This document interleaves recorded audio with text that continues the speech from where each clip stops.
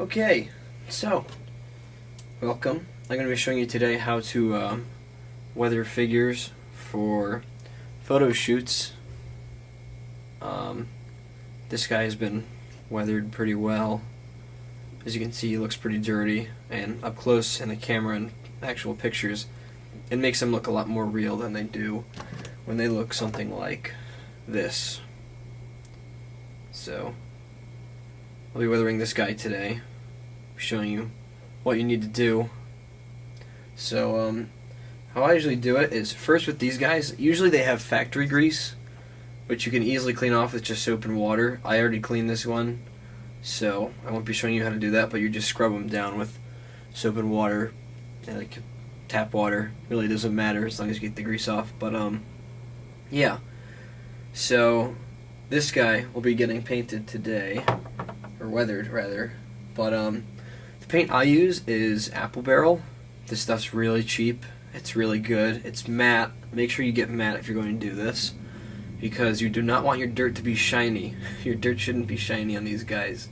It should look shouldn't look like it's, paint. I have black and brown, both matte. So that's that. And also, what's nice about these paints as well is they're really easy to get off with acetone. I've had a few times I've had to just strip these guys of all their paint because I just didn't like the way it came out. So I just doused them in this stuff, and 15 minutes later I scrubbed it off like it was no problem. So it's really easy to apply, and it's really easy to take off too. So yes, one other thing you're going to need is some water, and you're going to need some paper towels as well. So I guess I'll get started with putting some of the paint out, and also of course you need your paintbrush. Any size really works on these guys. I mean, it really doesn't matter as long as you're getting them. That's what's important.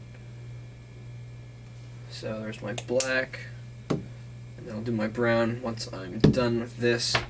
And the thing that's nice about doing it this way is that it pretty much dries instantly because you're kind of rubbing it into the figure. So what you're going to do is you're going to take your brush, put it in a little bit of water, and you're going to get in that paint. And what I like to do for heavier weathering is I like to just, douse them entirely in it. So as you can see right here, I'm getting that whole leg just black, whole thing. So I'm just going to keep doing that, and make sure to get everywhere, every little nook and cranny.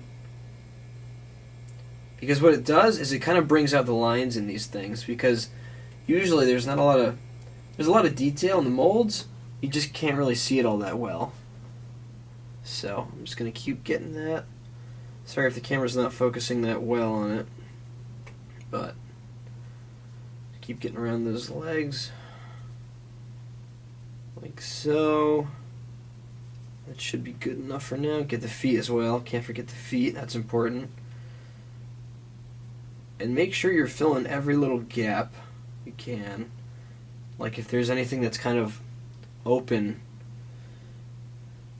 I guess any little ridges or anything on the mold, just try to get as much paint in there as you can, because it really, really brings out what this thing, like, I guess the mold, in the figure.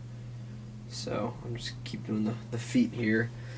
So it looks like he's been walking in oil, but so now I'm going to take my paper towel, and what you do now is you kind of take the legs, and you kind of just take your paper towel and you just wipe it. Just wipe it right kind of off, like you're trying to get rid of the paint. But don't have any, just make sure the paper towel is dry, because you don't want to take all the paint off. But sometimes just kind of rubbing it in a motion is good. And on this guy, this figure is a little under-greased, so the paint does actually kind of stick a little too well. So if you really want to get rid of some of that, then I guess you can use some water. But I mean, that's really how you do it. So I'm just going to keep working on this guy, and then I'll show you what that looks like when I'm done.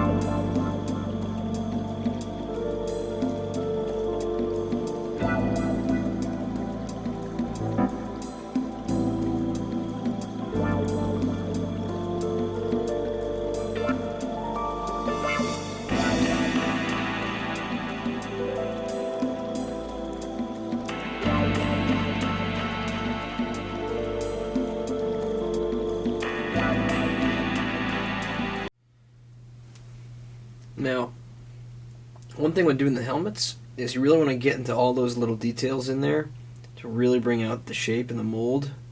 Something I've been mentioning a lot. But just every little detail is really important to getting to. So you really want to bring out that shape.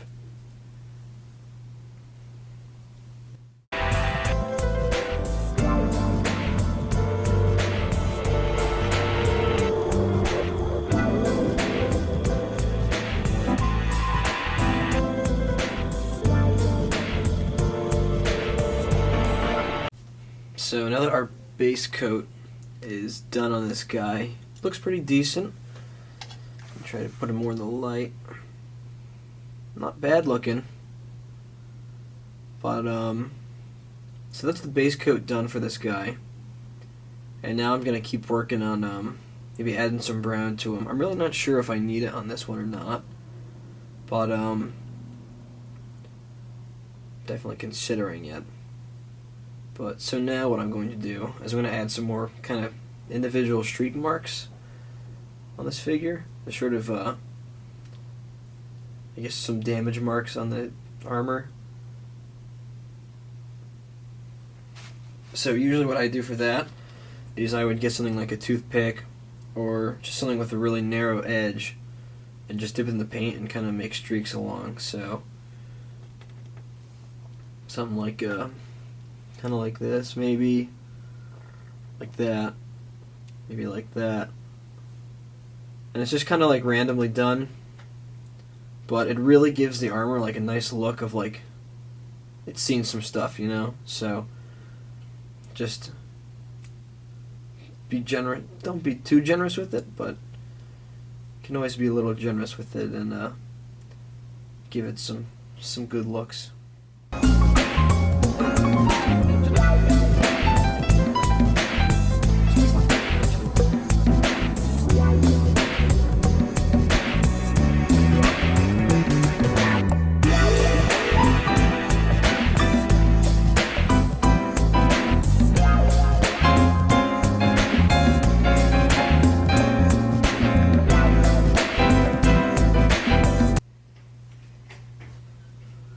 For the most part, he's looking pretty good right now.